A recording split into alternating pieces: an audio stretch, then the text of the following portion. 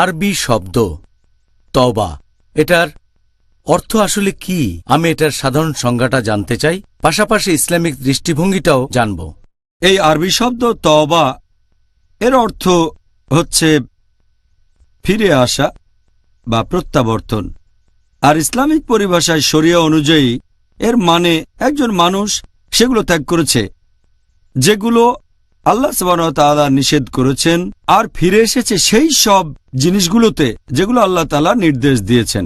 এক কথায় তওবা মানে একজন লোক সেই কাজগুলো ত্যাগ করেছে যেগুলো আল্লাহ নিষেধ করেছেন এবং সেই কাজগুলোতে ফিরে এসেছে যেগুলো আল্লাহ সুবহানাহু ওয়া তাআলা নির্দেশ দিয়েছেন। আর এই অনুশোচনা বা তওবার ধারণা আপনি সব ধর্মেই খুঁজে পাবেন, যে ধর্মগুলো কোনো ঈশ্বরে বিশ্বাস করে। আর আল্লাহ সুবহানাহু ওয়া তাআলা অনুশোচনা বা তওবা সম্পর্কে পবিত্র কোরআনের অনেক জায়গায় বলেছেন, যেমন সূরা নূর অধ্যায় নম্বর 24 আয়াত নম্বর 31 আল্লাহ বলেছেন, হে মুমিনগণ, তোমরা সবাই আল্লাহ তাআলার দিকে প্রত্যাবর্তন করো যাতে সফল কাম হতে পারো। আল্লাহ কথা আবারও বলেছেন সূরা বাকারা অধ্যায় নম্বর 2 আয়াত নম্বর 222 আল্লাহ বলেছেন যে আল্লাহ তাদেরকে ভালোবাসেন যারা তওবা করে ফিরে আসে এবং আল্লাহ তাদের ভালোবাসেন যারা পরিচ্ছন্ন ও পবিত্র। আর একই ধরনের কথা আছে আমাদের প্রিয় নবী মুহাম্মদ সাল্লাল্লাহু আলাইহি ওয়াসাল্লামের হাদিসে, এটা আছে সহিহ বুখারীতে খণ্ড নম্বর 8 বুক অব সাপ্লিকেশনস হাদিস নাম্বার 6309। আমাদের প্রিয় নবী মুহাম্মদ সাল্লাল্লাহু আলাইহি ওয়াসাল্লাম বলেছেন, আল্লাহ সুবহানাহু ওয়া তাআলা খুব খুশি হন যখন তার বান্দা তওবা করে ফিরে আসে। হারানো উট খুঁজে পেলে তোমরা যতটা খুশি হও আল্লাহ তার চেয়ে বেশি খুশি হন। তার মানে আল্লাহ সুবহানাহু ওয়া তাআলা খুব সন্তুষ্ট হন যখন কেউ অনুশোচনা করে, ক্ষমা প্রার্থনা করে, আল্লাহ তাআলা ক্ষমা করেন। তাহলে এক কথায় তওবা মানে অনুশোচনা, সেই সব কাজ ত্যাগ করা যেগুলো আল্লাহ সুবহানাহু ওয়া তাআলা নিষেধ করেছেন, আর সেই কাজে ফিরে আসা যেগুলো তিনি নির্দেশ দিয়েছেন। অন্য কথা, এটা আল্লাহর অপছন্দের কাজ থেকে পছন্দের কাজে পাড়ি জমানো। সুবহানাল্লাহ। আল্লাহ তাআলা যেন আমাদের তওবাগুলো কবুল করেন ইনশাআল্লাহ। ডক্টর জাকির, আপনি কি বলবেন যে তওবা আর মাগফিরাত এই দুইটার মধ্যে পার্থক্যটা আসলে কি? মাগফিরাত মানে যতদূর জানি ক্ষমা প্রার্থনা, মাগফিরাত মানে ক্ষমা প্রার্থনা, আর ইস্তেগফার মানে ক্ষমা প্রার্থনা করা। ইস্তেগফার এর মানে দুটো হতে পারে। একটা মানে হচ্ছে যখন এটাকে তওবা শব্দের সাথে ব্যবহার করা হয়, আরেকটা মানে হচ্ছে যখন শব্দটা একেবারে আলাদা। যখন শব্দটা আলাদা থাকে তখন এর মানে আগের মতোই থাকে। আলাদা ব্যবহার করা হলে শব্দটার অর্থ আগের মতোই থাকে। তবে বিশেষজ্ঞগণ বলেন যে যখন এই ইস্তেগফার শব্দটা তওবার সাথে ব্যবহার করা হয়, এর মানে হচ্ছে আমরা আশ্রয় প্রার্থনা করছি আমাদের অতীতে করা পাপগুলো থেকে। আর তওবা যখন ইস্তেগফারের সাথে ব্যবহৃত হয়, এর মানে আমরা আল্লাহ সুবহানাহু ওয়া তাআলার কাছে অনুশোচনা করছি আর আশ্রয় প্রার্থনা করছি সেই সব কাজ থেকে ভবিষ্যতে আমরা যেসব কাজে লিপ্ত হতে পারি। তাহলে ইস্তেগফার মানে হচ্ছে সেই কাজ থেকে আশ্রয় চাওয়া অতীতে আমরা যেগুলো করেছি, আর তওবা মানে সেই কাজ থেকে আশ্রয় চাওয়া ভবিষ্যতে দুর্ভাগ্যজনকভাবে আমরা যেসব কাজে লিপ্ত হতে পারি। এই হচ্ছে পার্থক্য। আলাদা ব্যবহার হলে এর অর্থ আগের মতোই থাকবে, আর তওবার সাথে ব্যবহৃত হলে দুটো আলাদা মানে হবে। এটা ভালো যে প্রত্যেকটা পর্বেই আমরা নতুন নতুন কিছু সংজ্ঞা শিখছি। আর আমার ধারণা মুসলিম ভাই বোনদের অনেকেই এখন এগুলো সম্পর্কে জানে না, এতে করে তাদের সবার অনেক উপকার হচ্ছে। আপনার কাছে পরের প্রশ্ন, এই পবিত্র রমজান মাসে অনুশোচনা বা তওবা করার ব্যাপারে এত গুরুত্ব দেওয়া হয়েছে কেন?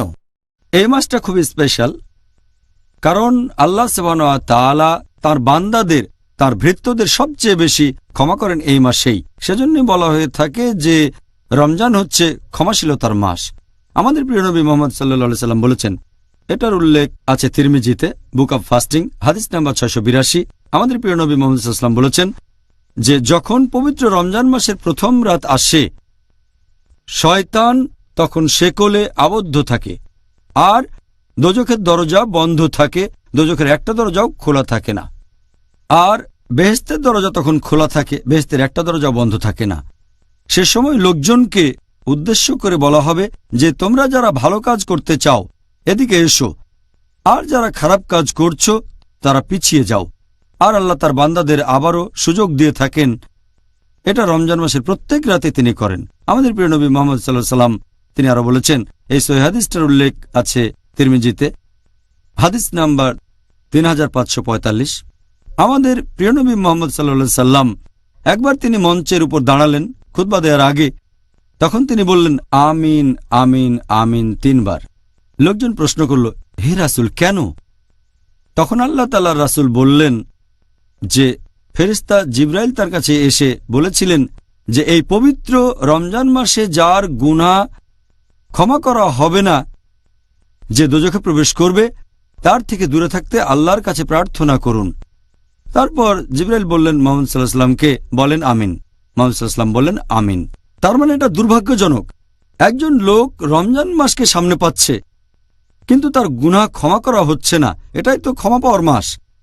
আমাদের প্রিয় নবী মুহাম্মদ সাল্লাল্লাহু আলাইহি সাল্লাম বলেছেন, এটা আছে সহিহ বুখারীতে, খণ্ড নম্বর 3, বুক অব ফাস্টিং, হাদিস নম্বর 1901, যদি কেউ রমজানের পুরো 1 মাস রোজা রাখে বিশ্বাসের সাথে আর আল্লাহর কাছ থেকে পুরস্কার লাভের আশায়, তার অতীতের সব গুনাহ ক্ষমা করা হবে। এজন্যই রমজান মাসকে বলা হয় ক্ষমাশীলতার মাস। সুবহানাল্লাহ। ডক্টর জাকির, আমি ইসলাম ধর্ম গ্রহণ করার আগে একটা কথা মাঝে মধ্যেই বলতাম যে প্রত্যেক দিন খ্রিসমাস হলে তো খুব ভালো হতো, আর এখন বলে প্রত্যেক মাসই রমজান হলে খুব ভালো হতো। মন বদলে গেছে। এখন অনুশোচনা বা তওবা করার প্রয়োজন কি, বিশেষ করে এই পবিত্র রমজান মাসে? আর আল্লাহর কাছে ক্ষমা প্রার্থনা করার কি সুবিধা আছে? এটা আবশ্যিক আল্লাহ সুবহানাহু ওয়া তাআলার প্রত্যেক বান্দার, প্রত্যেক মুসলিমের জন্য। যদি সে কোনো পাপ করে, হোক সামান্য বা গুরুতর, ছোট বা বড়, যত তাড়াতাড়ি সম্ভব সে তওবা করবে। যে কোনো পাপ বা গুনার ক্ষেত্রে তওবা করাটা আবশ্যিক। আল্লাহ পবিত্র কোরআনে বলেছেন, সূরা নূর অধ্যায় নম্বর 24 আয়াত নম্বর 31, হে মুমিনগণ, তোমরা সবাই আল্লাহ তাআলার দিকে প্রত্যাবর্তন করো, যাতে করে তোমরা সফলকাম হতে পারো, যাতে সফল হতে পারো, বেহেশতে প্রবেশ করতে পারো। আল্লাহ কথা আবারও বলেছেন সূরা তাহরিম অধ্যায় নম্বর 66 আয়াত নম্বর 8, যে হে মুমিনগণ, তোমরা তওবা করো আল্লাহ সুবহানাহু ওয়া তাআলার কাছে বিশুদ্ধ তওবা। আল্লাহ কোরআনে আরো বলেছেন সূরা হুদ অধ্যায় নম্বর 11 আয়াত নম্বর 3, যে আল্লাহর কাছে ক্ষমা প্রার্থনা করো এবং তার দিকে প্রত্যাবর্তন করো, যাতে তিনি তোমাদের প্রতি সদয় হন। আল্লাহ তাআলা পবিত্র কোরআনে বলেছেন সূরা শূরা অধ্যায় নম্বর 42 আয়াত নম্বর 25, তিনি তওবা কবুল করেন এবং পাপ মোচন করেন। তার কাছে ক্ষমা প্রার্থনা করো, আর নিশ্চয়ই আল্লাহ সুবহানাহু ওয়া তাআলা ক্ষমাশীল ও পরম দয়ালু। আল্লাহ পবিত্র কোরআনে বলেছেন সূরা মাইদা অধ্যায় নম্বর 5 আয়াত নম্বর 39, যদি একজন চোর অনুশোচনা করে আর নিজেকে সংশোধন করে, তওবা করে যদি নিজেকে বদলে ফেলে, তাহলে আল্লাহ সুবহানাহু ওয়া তাআলা তার তওবা কবুল করেন, কারণ আল্লাহ সুবহানাহু ওয়া তাআলা তো ক্ষমাশীল ও পরম দয়ালু। আল্লাহ কথা আবারও বলেছেন সূরা মাইদা অধ্যায় নম্বর 5 আয়াত নম্বর 74, যে তোমরা আল্লাহ তাআলার কাছে ক্ষমা প্রার্থনা করো, কারণ তিনি ক্ষমাশীল ও পরম দয়ালু। পবিত্র কোরআনের আয়াতের পাশাপাশি অনেক হাদিসেও তওবার গুরুত্বের কথা বলা হয়েছে। যেমন ধরেন, আমাদের নবী মুহাম্মদ সাল্লাল্লাহু আলাইহি ওয়াসাল্লামের একটা হাদিস আছে সহিহ বুখারীতে, খণ্ড নম্বর 8, বুক অব সাপ্লিকেশনস, হাদিস নম্বর 6307। আমাদের প্রিয় নবী মুহাম্মদ সাল্লাল্লাহু আলাইহি ওয়াসাল্লাম তিনি বলেছেন, আমি প্রতিদিন 70 বারেরও বেশি বার ক্ষমা প্রার্থনা আর তওবা করে থাকি। চিন্তা করেন, আমাদের নবী মুহাম্মদ সাল্লাল্লাহু আলাইহি ওয়াসাল্লাম তিনি শ্রেষ্ঠ মানুষের দৃষ্টান্ত, পৃথিবীর ইতিহাসে সবচেয়ে শ্রেষ্ঠ মানুষ। তিনি বলেছেন যে তিনি আল্লাহ সুবহানাহু ওয়া তাআলার কাছে ক্ষমা প্রার্থনা আর তওবা করেন প্রতিদিন 70 বারেরও বেশি বার।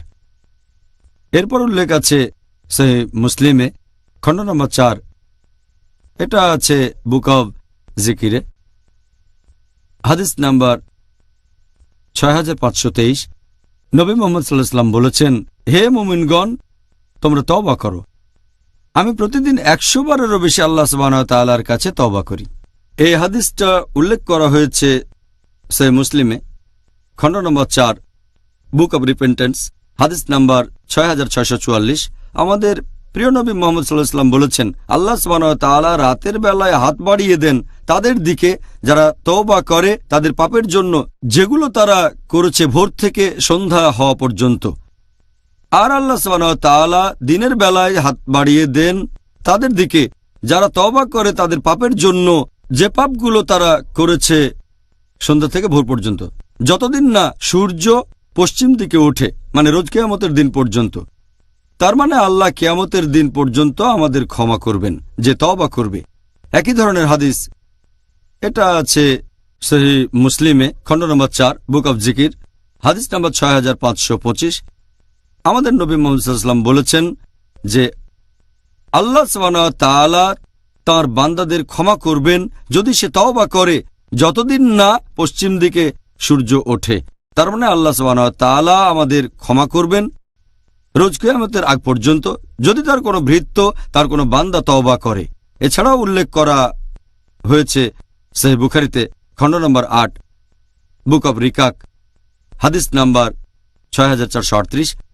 আমাদের প্রিয় নবী মুহাম্মদ সাল্লাল্লাহু আলাইহি ওয়াসাল্লাম বলেছেন যে যদি কোনো আদম সন্তানকে দেয়া হতো 1 পাহাড় স্বর্ণ, সে তারপরও দ্বিতীয় একটা পাহাড় চাইত, আর যদি তাকে দেওয়া হতো দ্বিতীয় স্বর্ণের পাহাড়, সে তৃতীয়টা চাইত। কারণ ধুলা ছাড়া আর কিছু দিয়েই আদম সন্তানের পাকস্থলী পূর্ণ হবে না। এখানে মানুষের লোভের কথা বলা হয়েছে। আল্লাহ তাআলা তাকে যতই নিয়ামত দিন, সে একটার পর একটা চাইতে থাকে। আসলে তার তওবা করে ক্ষমা প্রার্থনা করা উচিত। আর একটু আগে বলা হাদিসটার আরেকটা ভার্সন আছে, এটার উল্লেখ আছে সহিহ মুসলিমে, খণ্ড নম্বর 4, বুক অব জিকির, হাদিস নাম্বার 6613। আমাদের প্রিয় নবী মুহাম্মদ সাল্লাল্লাহু আলাইহি ওয়াসাল্লাম বলেছেন যে আল্লাহ সুবহানাহু ওয়া তাআলা খুব খুশি হন যখন তার বান্দা তওবা করে, যখন ক্ষমা প্রার্থনা করে। তার চেয়ে খুশি যে মরুভূমিতে ঘুরে বেড়াচ্ছে, উটের পিঠে বিশ্রাম নিতে থামল, একটা গাছের নিচে ঘুমিয়ে পড়ল। যখন সে ঘুম থেকে উঠল তখন দেখল যে তার মালপত্র বোঝাই উটটা সেখানে নেই। সে একটা পাহাড়ে উঠে উটটাকে খোঁজার চেষ্টা করলো, কিন্তু পেল না। আরেকটা পাহাড়ে উঠল সে, কিন্তু উট সেখানে পেল না। তৃতীয় পাহাড়ে উঠল, কিন্তু উট খুঁজে পেল না। তখন সে আগের জায়গায় ফিরে আসলো আর দেখল মালপত্র নিয়ে উটটা সেখানে বসে আছে। সে খুশি হয়।